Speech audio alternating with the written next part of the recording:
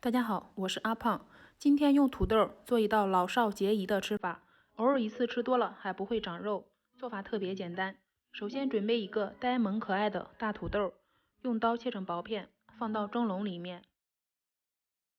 冷水上锅，开大火蒸20分钟。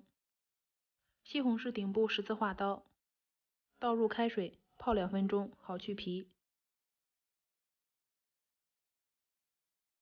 准备一块鸡胸肉，先切成条，再改刀切成丁。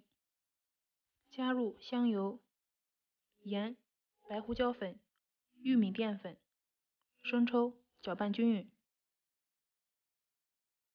打1颗来自隔壁家的土鸡蛋。西红柿扒去外皮，先切成片，再切成条，最后切成丁。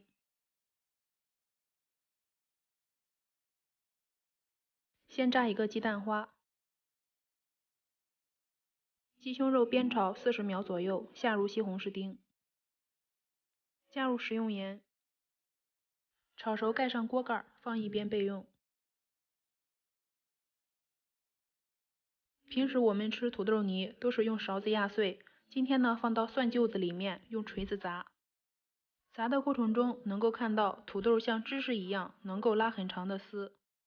土豆经过捶打之后，口感会变得更加细腻绵软，入口即化，老少皆宜。最后浇上料汁儿，一道香喷喷的土豆饭就完成了。做法简单又好吃，喜欢的话就动手试试吧。我是阿胖，谢谢您的观看，我们下期节目见。